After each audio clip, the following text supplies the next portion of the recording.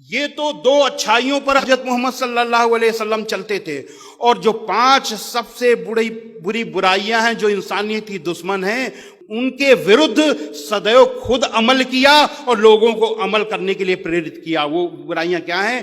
काम, क्रोध, मद, लोभ, मोह, ये 5 बुराइयां। अब काम क्या है कि अपनी पत्नी को छोड़कर दुनिया की जितनी भी महिलाएं हैं उनको अपनी मां, बहन, बेटी समझना, ये काम का विरोध है। ब्रह्मचर्य, और ब्रह्मचर्य का मतलब ये नहीं है कि शादी न करो। ब्रह्मचर्य का मतलब है, व्यवहारिक मतलब है कि अपनी पत्नी को छोड़कर दुनिया में और जितनी भी महिलाएं हैं उनको अपनी मां, बहन, बेटी समझना। अब देखिए कुरान में इसके लिए क्या आदेश है। कुरान के सूरा 24 आयत नंबर 30 में अल्लाह का आदेश है अपने पैगंबर हजरत मोहम्मद सल्लल्लाहु अलैहि वसल्लम के लिए, ऐ पैगंबर, मोमिनों यानी मुसलमानों से कह दो कि वे अपनी निगाहें नीची रखा करें और अपनी शर्मगाहों की हिफाजत करें।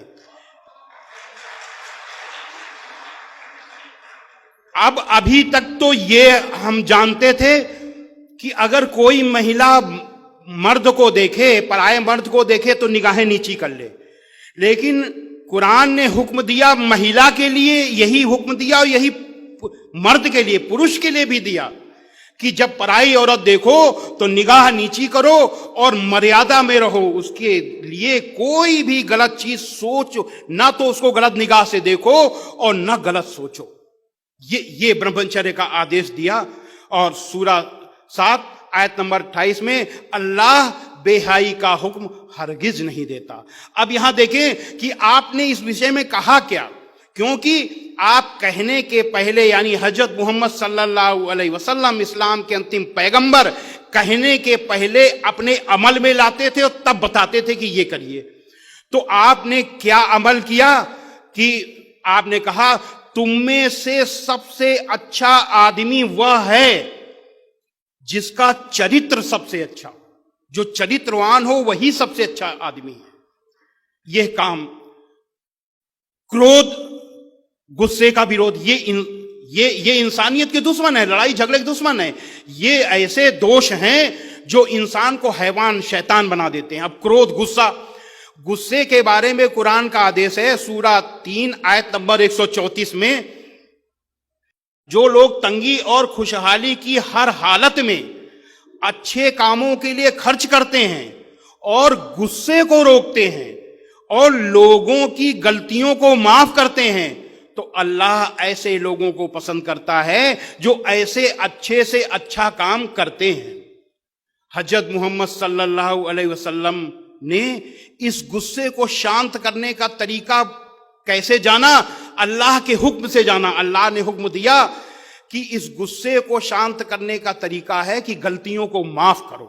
सीधा सीधा आपको हुक्म आया सूरा 7 आयत नंबर 199 में, ऐ मोहम्मद, माफी का तरीका अपनाओ और भलाई का हुक्म देते रहो और अज्ञानियों से किनारा कर लो। तो अब माफी का तरीका हजरत मोहम्मद सल्लल्लाहु अलैहि वसल्लम ने अपना लिया। क्यों? कि कुरान हजरत मोहम्मद सल्लल्लाहु अलैहि वसल्लम पर उतरने के बाद आपके दिल में उतर गई, दिल में उतरने के बाद आपके कर्मों में उतर गई। आपके एक एक कर्म अल्लाह के हुक्म के अनुसार ही हुआ करते थे। आपने अपनी डिक्शनरी में एक ही शब्द रखा, माफी, माफी और माफी। मैंने भी बताया कि मक्का में आपके खिलाफ पूरा का पूरा माहौल था, आपको तरह तरह से सताया गया, आपकी जान लेने की कोशिश की गई, आपके अनुयायियों को भूखा प्यासा नंगा अरब की तपती रेत पर लिटाया गया। लेकिन इसके बाद उसी मक्का को जब आपने जीता, किस लिए जीता? क्योंकि उसमें अधर्मियों का, अन्यायियों का, अत्याचारियों का शासन था, जैसे कौरवों का शासन था। उस शासन को जीतने के लिए जब मक्का को जीता तो फतेह मक्का के दिन उन अबू सुफियान को, जो आपके विरुद्ध हर लड़ाई में सेनापति रहते थे, उहद नाम की जगह पर जब एक लड़ाई हुई थी, उस लड़ाई में आप बुरी तरह घायल हुए थे, आपके तमाम अनुयायी शहीद हुए थे। उन अबू सुफियान को जो देखा तो कहा अबू सुफियान को माफी, और जो अबू सुफियान के घर में दाखिल हो जाए उसे माफी, जो अपने घर के दरवाजे बंद कर ले उसे माफी, और जो मस्जिद में चला जाए उसे माफी। अब सोचिए कि 10,000 की फौज लेकर के आप आए थे, अनुयायी लेकर के आए थे। 10,000 की फौज जब मक्का में घुसी तो मक्का के निवासी थर थर कांपने लगे, क्योंकि वो आपको सताते रहे थे। सोचा आज क्या होगा, कोई इधर छुपा कोई उधर छुपा। जब आपने देखा कि सब छुप रहे हैं तो छुपने का बहाना लिया कि जो यहां छुपे उसे माफी, जो वहां छुपे उसे माफी, जो वहां छुपे उसे माफी, यानी माफी माफी और माफी। हजरत मोहम्मद सल्लल्लाहु अलैहि वसल्लम एक ही शब्द जानते थे, माफी माफी और माफी। काम, क्रोध, मद, घमंड। घमंड के बारे में क्या है, अभी हमने बताया कि कुरान मजीद में जो अल्लाह के आदेश हैं वही हजरत मोहम्मद सल्लल्लाहु अलैहि वसल्लम का अमल है, आचरण है। क्योंकि पहले वो आचरण में लाते थे तब बताते थे कि आयत आई है। तो सूरा 4 आयत नंबर 36 में है, अल्लाह ऐसे व्यक्ति को पसंद नहीं करता जो इतराता और ढींगे मारता हो। सूरा 16 आयत नंबर 23 में है, अल्लाह ऐसे लोगों को पसंद नहीं करता जो अपने को महान समझते हो। सूरा 25 आयत नंबर 63 में है कि अल्लाह के बंदे वही हैं जो धरती पर नरमी से चलते हैं, और जब जाहिल लोग उनसे जाहिलाना बातचीत करें तो कह देते हैं तुमको सलाम। उनसे बहस नहीं करते, क्योंकि जाहिल आदमी से बहस करना, बातचीत करना मूर्खता है, समय की बर्बादी है। तुमको सलाम, आगे बढ़ो।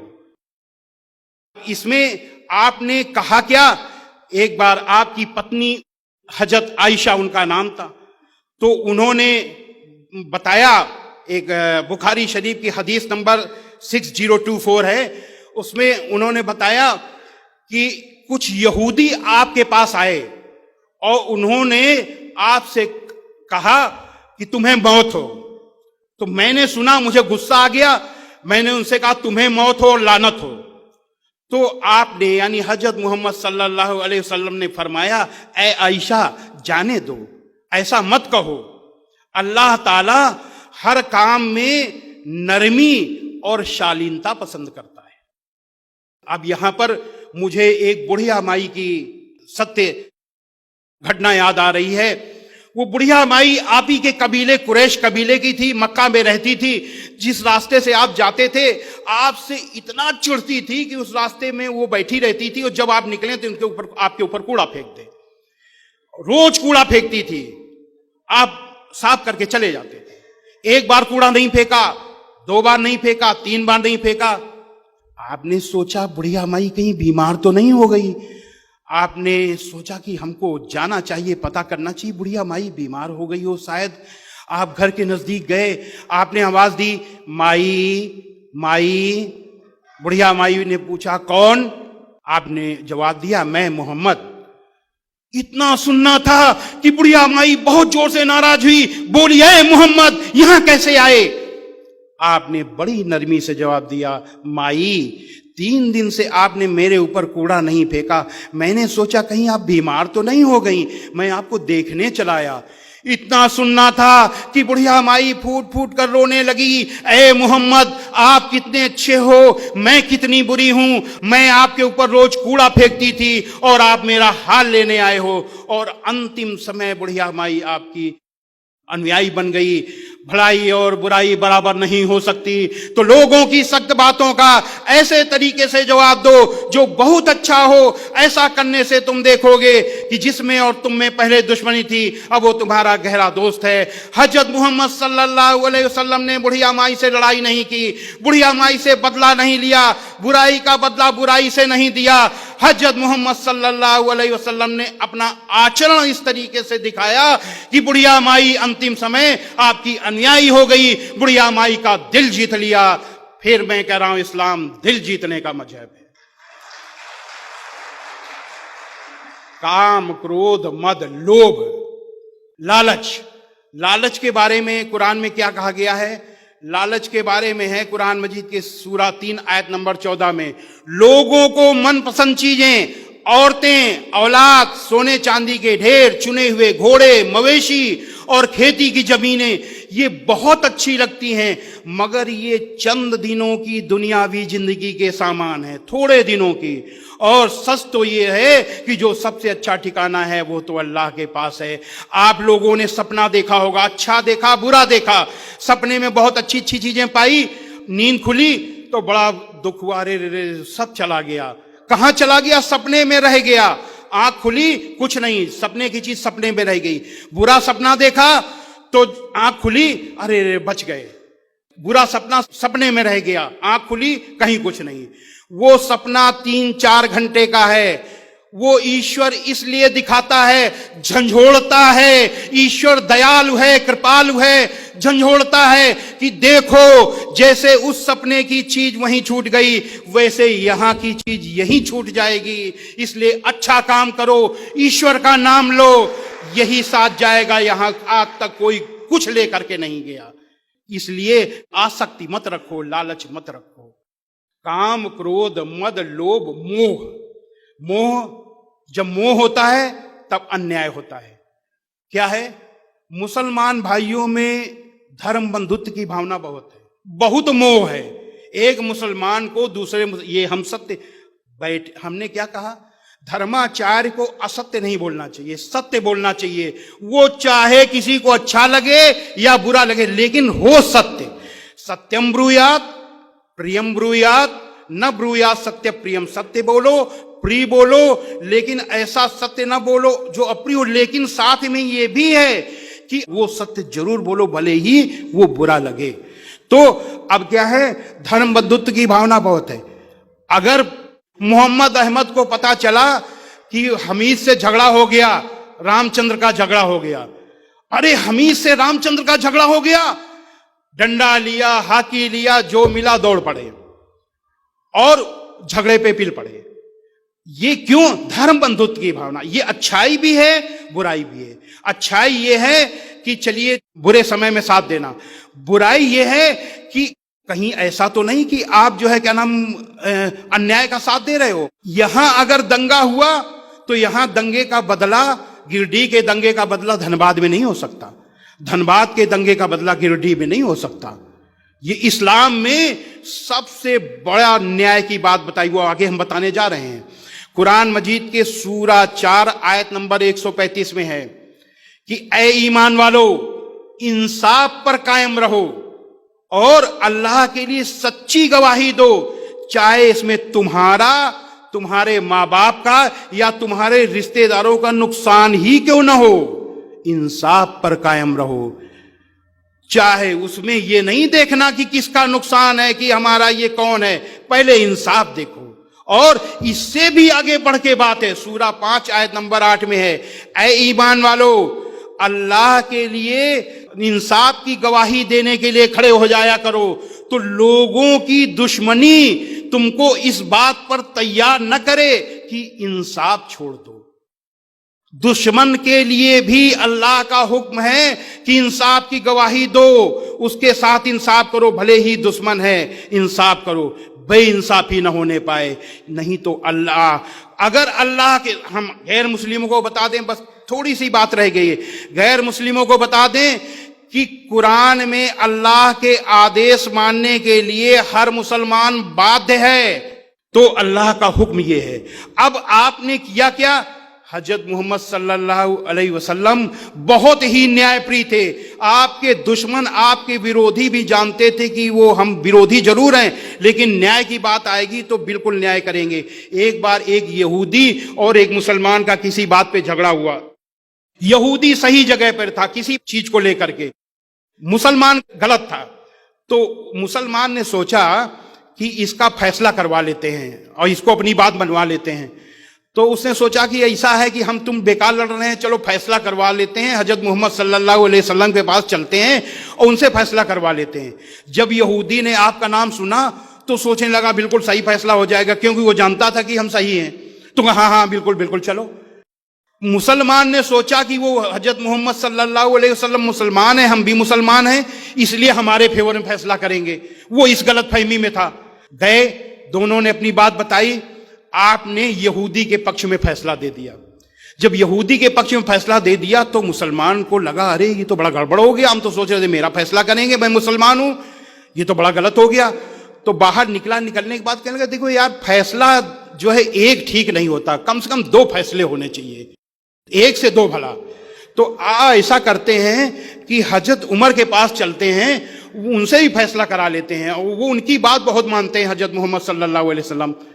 तो कहा चलो भाई चलो, उनके पास चलो, क्योंकि वो उसकी मजबूरी थी। वो गया तो दोनों ने बताया कि ये बात हुई।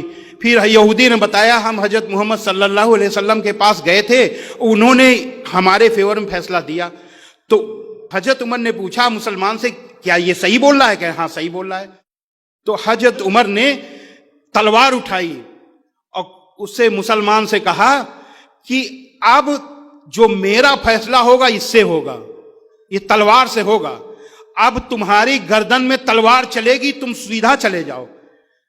जब हजरत मोहम्मद सल्लल्लाहु अलैहि वसल्लम ने फैसला कर दिया तो आपकी बेहुरमती करने के लिए यहां आए हो, और वो फैसला बिल्कुल सत्य होगा। ये यहूदी अपनी सही जगह पे है, बस अल्लाह का खैर मनाओ कि तुम्हारी गर्दन में मेरी तलवार नहीं चली। ये अगर इसी तरीके का अगर फैसला लोग करें, लोग क्या क्या करते हैं, बहुत हम व्यवहार में आप सब देखते हैं, छोटे छोटे बच्चे लड़ जाते हैं, बिना देखे समझे बच्चों की मां जो है पहले आपस में लड़ जाएंगी, पिता लड़ जाएंगे, दोनों में परिवार में दुश्मनी हो जाएगी, और उसके बाद 1-1 घंटे बाद देखो दोनों बच्चे खेल रहे हैं। क्यों? वो अबोध हैं, उनका दिल साफ है। आप ये सोचिए, समझिए, लड़ाई झगड़े के पहले इसीलिए कहा जाता है कि अगर किसी को गुस्सा आए तो आप कभी भी उस समय जवाब न दीजिए, उस समय कभी भी जवाब न दीजिए, रुक जाइए, सोचिए कि कहिए कि हम 2 घंटे बाद इसका जवाब देंगे। 2 घंटे बाद आपको गुस्सा शांत हो जाएगा और उसका परिणाम भी समझ में आ जाएगा। लोग मुंह से बोल देते हैं, फिर जिंदगी भर पछताते हैं। धनुष से निकला हुआ तीर और मुंह से निकला हुआ शब्द वापस नहीं आता। जिसके वो शब्द चुभ गया, वो पूरी जिंदगी आप सुधार नहीं सकते। तो उस समय कभी भी रिएक्शन न दीजिए, रुक करके दीजिए, बोलिए, रुक करके उसकी प्रतिक्रिया करिए। इससे झगड़ा भी बचता है और आपकी सज्जनता भी इससे समझ में आती है, आप दिल भी जीतते हैं। तो अंत में हम यही कहेंगे कि हजरत मोहम्मद सल्लल्लाहु अलैहि वसल्लम दुनिया के सबसे अच्छे इंसान थे। ऐसा अच्छा इंसान न तो कभी पैदा हुआ है और न कभी पैदा होगा, न भूतो न भविष्यति। ओम शांति ही शांति ही शांति ही। हमारे चैनल IRPC इंडिया को सब्सक्राइब करें और बेल बटन पे क्लिक करें ताकि हमारा सारा वीडियो आप तक जरूर पहुंचे।